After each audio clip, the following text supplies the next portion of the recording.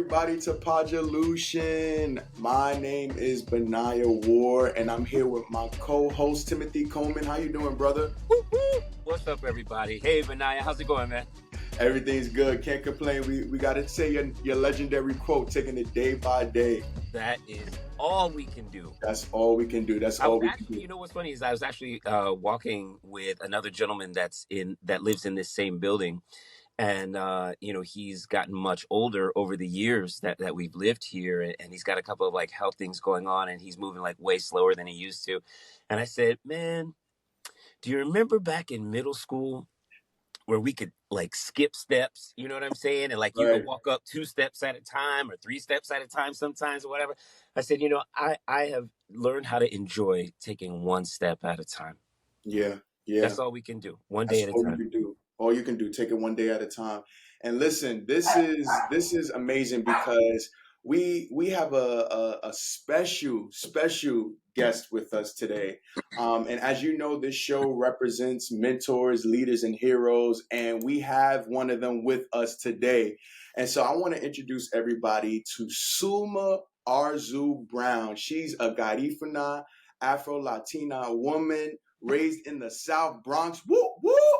She's the award-winning author of children's book Pelo Malo No Existe, mentor for Scholastic series Rising Voices, Elevating Latino Stories, co-founder of the Storyland, the Bronx Book Haven, and the creator of the Amigo family. And so we're just so happy to have her with us today. She's a representative for diversity and inclusion. I mean, this woman is remarkable, and also a mother and a wife. And so, we just so happy to have her today. Welcome, Sulma. How you feel today? Oh my God, I feel blessed and highly favored. Oh, Benaiah, Timothy, it's been, wow, we were created for such a time as this, for us to be here in this space, listening. I'm a Christian, so y'all going to hear a lot of Christian stuff coming out of me. That's right. Amen, so I am just so grateful, even as you mentioned all those titles, and to think that's like 10 plus years. Wow. Of reaping and sowing and surrendering, reaping and sowing and surrendering, right? So that's why I'm so grateful to be here today to hear, what God has promised, and joy did come in the morning. Woo, yeah. What a good way. You better bring the word on the podcast, all right? Because I really believe that all of us, no matter what generation we're in, we need to hear this, and it breathes life. That's what just the Spirit of God does. It brings life, and we want to bring life to people hearing today. So, we're going to go through the topic today. The topic is unity and diversity, how communities service bridges gaps and fosters connection. And so we know for a fact that, community is important. I know community is important to you. And I know it's so important that diversity and inclusion is definitely something that you champion. And so with that being said, let's just start off with some of your formative years of what stimulated that passion to want to be a conduit for that type of change, right? That conduit for the type of change where you can be able to, show that in your community, unity and diversity. So give us some examples of when you was younger, what stimulated that? What gave you that passion? Sure. It's crazy. To whom much is given, much is expected. But when you add gratitude to that, it takes you on a whole nother level of responsibility. Wow. Right. You mentioned I'm a Garifuna woman from Honduras. My people hail from the island of St. Vincent and the Grenadines. And at that particular point, St. Vincent was actually a neutral territory, so you couldn't really enslave anybody there. So my peoples were, for lack of better words, free. Right. They were able to have their own language, their culture intact. And it wasn't until the Second Carib War of 1797 that our chief was assassinated. Only less than 5,000 of my people survived, exiled to the island of Balisu, which still exists to this day. Half of my population perished. I want to say less than 2,500 survivors, men, women, and children. I have the exact numbers. I don't have them in front of me now, but the British kept incredible logs of my ancestors, and they put them in 11 convoy ships off to the Americas. So the goal was genocide, number one. Genocide didn't get us.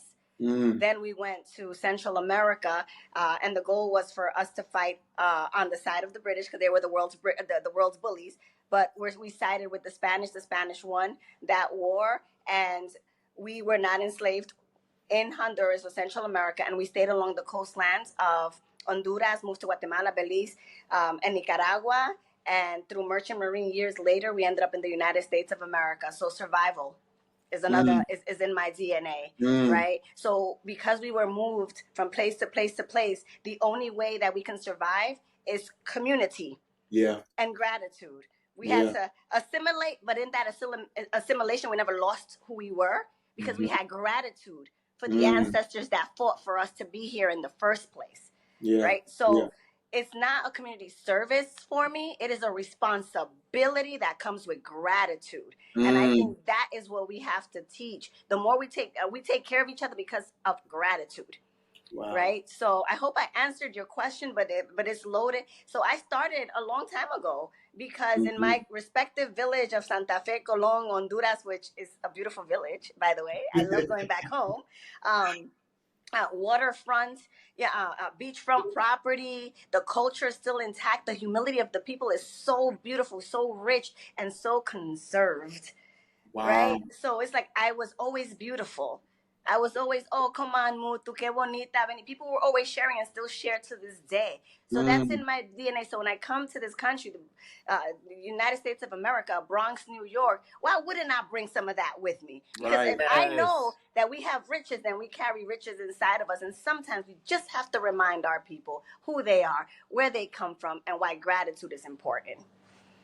I mean, talk about a clapback, okay? I mean, that's beautiful. No, that's really beautiful because it shows that it isn't just a choice; it's a responsibility, but it's in your DNA. Yeah. That's different. When you're dealing with somebody who has found their purpose, who has found their mission in life, who has found that thing that makes them tick, and they have tapped into the ancestral history. And like you say, there's still a gratitude and a humility and a grace that exists. That's power, right? And people, I would imagine, have been quite intimidated by that power over the course of your lifetime. So how have you charted your own path inside of the type of industry where it is still, oddly enough, right? Like education, I think, is more dominated by females, but for some reason in the nonprofit setting, the leadership is still kind of dominated by men. That's very strange to me, when the real work on the front lines is being done by the women. So like, how have you charted your own path inside of all of these societal, unfortunately, norms? Well, it's interesting. God chose the right one, boy. Because I come from a matriarchal community. Right. Right. I come from a matriarchal community. That's in my DNA. Yes. So when I walk into the room now, more than ever, it took a lot of me understanding who I was, not to be intimidated. So this is who the Sulma you're seeing right now at age 46, and I love saying that because I look good. I was like, God, thank you for getting me to 46 looking good. Right. They don't crack. Black don't crack, brown don't frown, and if you're good, white don't wither. Come on. But, alluding to your points, I was the director of operations for the New York City Hispanic Chamber of Commerce, and I was the first Black Afro-Latina in that space. Right. And my goal was I understood what unity was, and I knew my responsibility, and I know that unity is possible. Yeah. Right. So I started pulling all that I am together. Right. In Honduras, my dad had this family, and we would consider them like Anglo Latinos. Right. And they really were instrumental to making sure my dad received the right education and the opportunities. And my dad did great, college graduate. He's retired. He's doing fantastic along with my mom. Right. So I know that type of connection is possible. So when I come here, I'm already used to having white people in my family, right? So I'm not intimidated by anyone. I have incredible mentors that are African American mentors. So I know how to build community with my Black diaspora. I have incredible mentors even from the Jewish community. Why?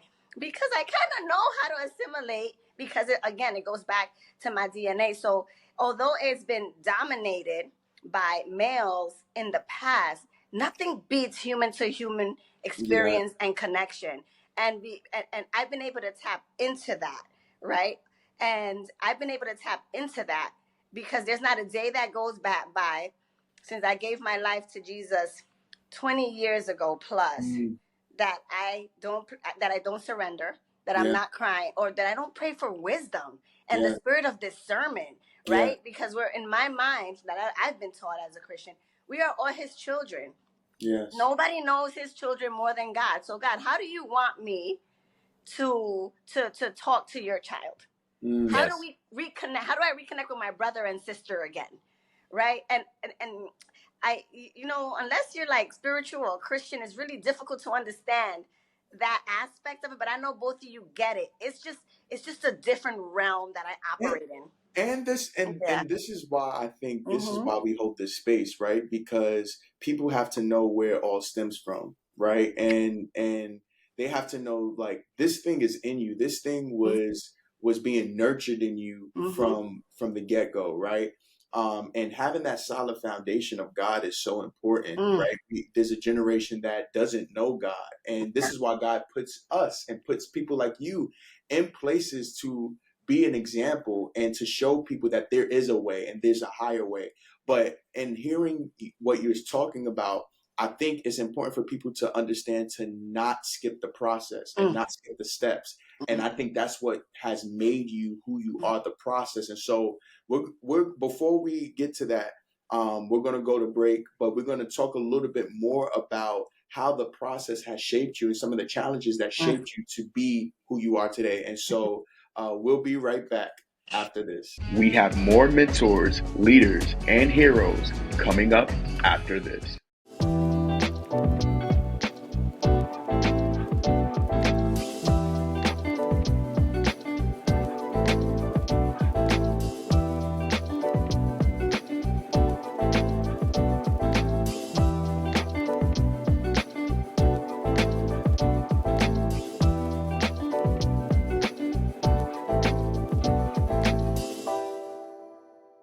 Welcome to Podulution, a show that celebrates mentors, leaders, and heroes. Welcome back, creative family. It is Timothy Stone and Mr. Benaiah Warr here with you, hosting this episode of Podulution, where we celebrate community mentors, leaders, and heroes. And as a guest today, as you guys have been listening already, as you've been watching already, we've got the amazing Sulma Arzu-Brown. Now, she's shared some powerful stuff. So if you're just tuning in, I'm going to need you to click rewind and get back to the beginning so that you can catch up to what we got going down now. So Soma, I wanted to ask you, in this segment, could we talk about, what is your most proud moment in your service to the community? Like, if it could be an event, it could be a moment, it could be, a season, right? It doesn't have to be like limited to like, well, last Wednesday between 3 and 5, I did this, right? Like, it can be a season in your life. What is that most proud moment? And kind of share with the folks to give them a little better idea of what you do on a daily basis. Oh my goodness, my most proud moment. I'll probably give you maybe 3 real quickly. I have a lot of them, but my most proud, the service, I think the biggest service is to be able to even start my me describing who I am as a proud Garifuna woman. It took a long time to grow into that title, and I want people to introduce me as such, only because a proud moment is calling a whole lot of my Garifuna young people to give them the permission to honor who they are. And whenever I mention that title, whether in my speaking engagements, actually in all my speaking, there's always at least one that says, I'm Garifuna too, or I know a Garifuna. So it changes their lives, right? Yes. So I am consistently being met with that proud moment. It's the gift that keeps on giving, right? Yes. Another proud moment in my life, I want to say, when I responded from a place of love. And that is when my caregiver used the colloquial term pelo malo to describe my daughter's hair. I remember my spirit said, respond from a place of love. You know how to respond from a place of love, right? This is righteous anger that you're feeling, but she's your sister and she loves your family. So I gave her proper terminologies for hair, and it opened up. And I told her that I was going to bring a book, and I will share it not just with my daughter, because it's not just about my daughter, it's about all of her kids under her care. I didn't find a book. God gifted it to me. See, I already gave you the book. Write it. It took 5 minutes to write. 5 minutes to write. I felt like Neo in the Matrix. You know.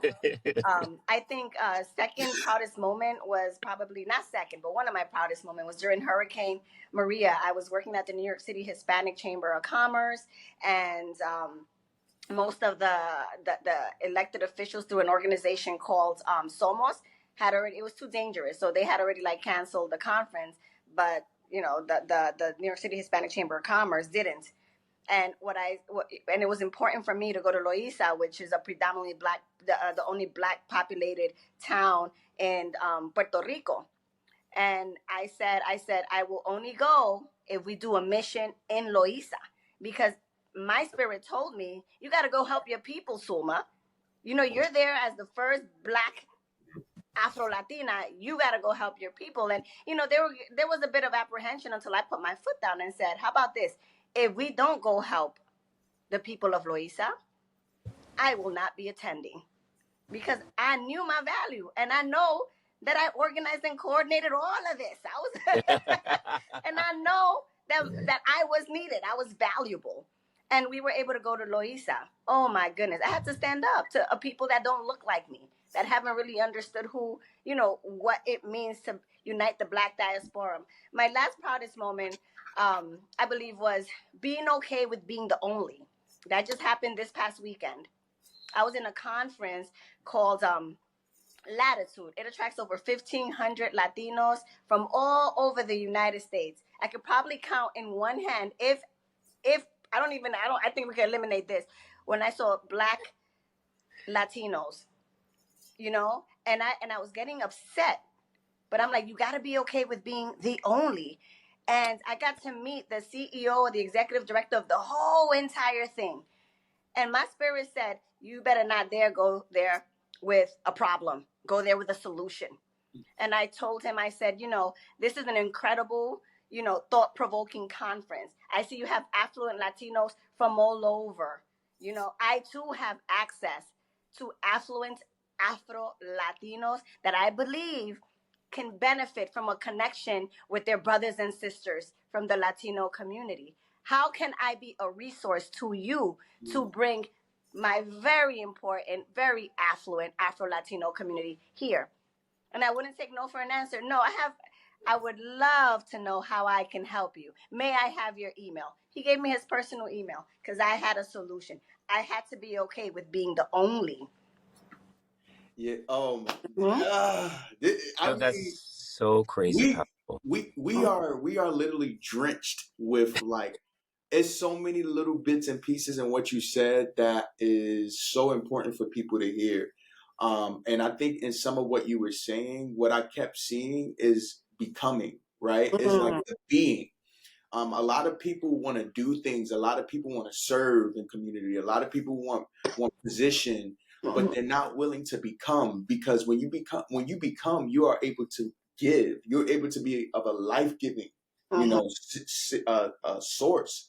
Yes. And so I think it's important for us, and what you're saying, like knowing where you come from, right? When you are faced with adversity, or when you're faced with negativity, learning in those moments how to become the solution to that, right? Like, you didn't just settle for what people said. You didn't settle for what, you know, the box that people put you in. You didn't settle for none of those things, but you decided, through my relationship with God, and also through the person that I know who I'm supposed to be, I can be the difference maker. I can be a solution to my own problems, and therefore help other people in what they're doing. And that's what impact is. That's what influence is. And so, I mean, it's so amazing. And I think when we come back, we can just talk about more of as you've been, right, a solution to different problems.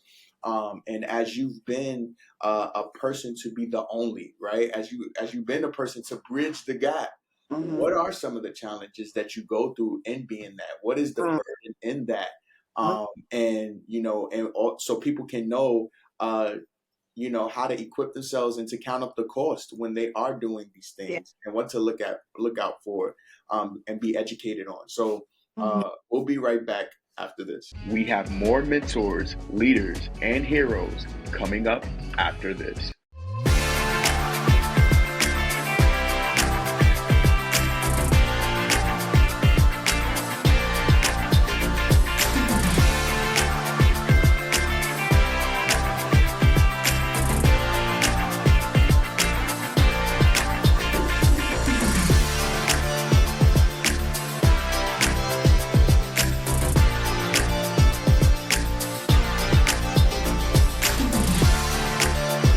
Welcome to Podulution, a show that celebrates mentors, leaders, and heroes. Welcome back, everybody, to Podulution with our hosts, Benaiah and Timothy. You can ask yes. questions now. And our amazing now co-host, Sulma. Right. If we could wrestle her schedule down to have her more often, I think the entire community would love to have you back on this show multiple times. You have an open invitation to come back whenever you like. Thank you. Yes. I take people up for their offer. Don't start with me, Timothy. Come on. Right. Listen. We and small fun fact that me and Suma, we work together and doing meetings of the minds and during the time of COVID, and so that was such an awesome time to work with Suma, and it was a blessing. So with that being said, once again, this is a show that honors mentors, leaders, and heroes, and we're here with one. And so, Suma, as we was talking about, just kind of like the process of your journey and also becoming a solution, right? Talk to us a little bit about the challenges in that as well, right? Because in you doing that, sometimes you come across situations and people who might not like, people who might come against what you're trying to do. But can you just tell us a little bit about like a time where you've experienced that, some backlash in doing what you're doing?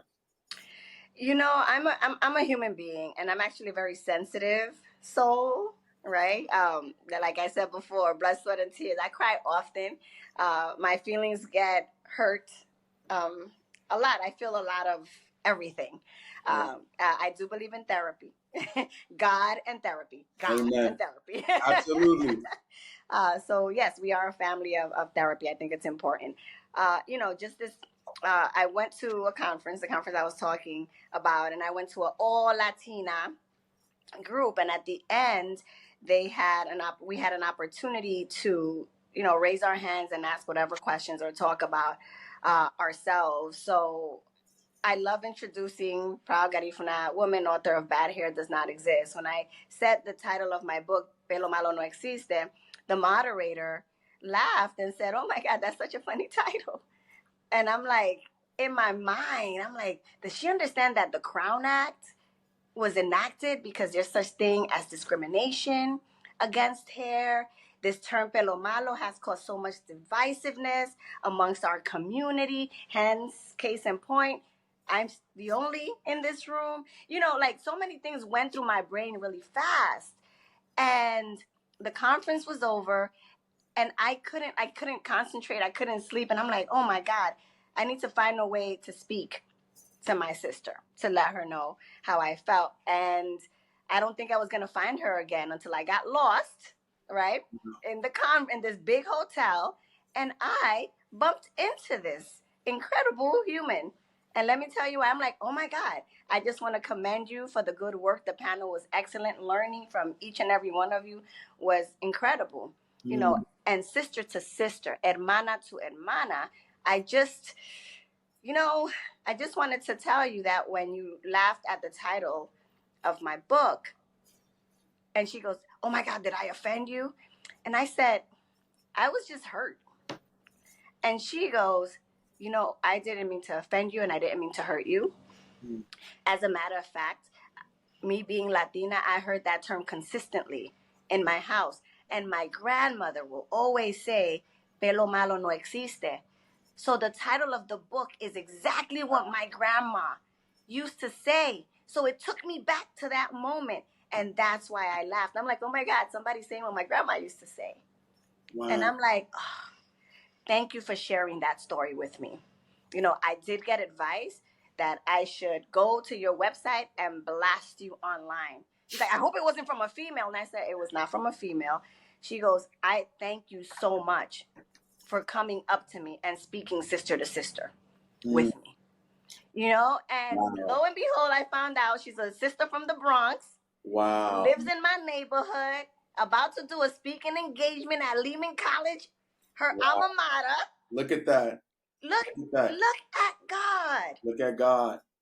Look at God.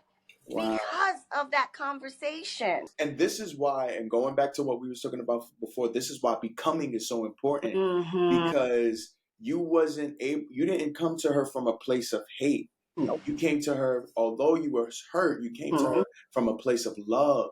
Yeah. And so, I think it's important for people to understand that this is the heart of a leader. This is a heart of a mentor. This is a heart of a person who's a hero in their own right, because sometimes it hurts to be different. It hurts to be the only. It hurts to be the trailblazer, right? But in all of that, right, we all know that we're human and we all go through a process. We all go through struggles and challenges. But the main key and main focus here is that you never allowed it to drive your character into someone who is. Making me cry, Benaiah. Oh my God! But this is important for people to know, and it's important. You have to give them. We have to give you your flowers, because you exemplify love, you exemplify grace, and you exemplify it. And not only that, it channels for other people as well, where they're able to now receive that love and do greater things in return. This is what life is all about, right? Yeah. And that's bridging the gap right there. So, Sulma, I mean, it's just been amazing to have you on and share your story. I receive. And thank you so much for that. Tim is always awesome. When we get a chance to come together and do this podcast, stuff like this happens. This is important, for the people to be able to see and be able to hear. And so with that being said, we thank you for joining us on another episode of Podulution. Come on, Tim, take us home. Yeah, no. So I just wanted to see if there was a final thought from Sulma. You know what I'm saying? Like, I think people are going to be like with their hands in some popcorn, like, okay, how's my girl going to wrap this up? You know what I'm saying? Like, give us your final words, right? Yeah. I'm going to give you the final word. Sure. And thank you both. Like I said before, you guys are dope, the bomb diggity, no doubt, and truly, that's like the best compliment you can get from me, I think. I appreciate that. That's right. And all of this is about surrender to God. And I have, and I don't make a lot of promises to God because I'm always afraid. But one of the things I told him, that with every platform he gives me, with every next level he takes me to, I will honor him. And I will praise his name. Yeah. And I think that I have, and that's my goal, to show people that God is real. And everywhere I go, I try to represent and reflect him because of gratitude. So, thank you. Amen.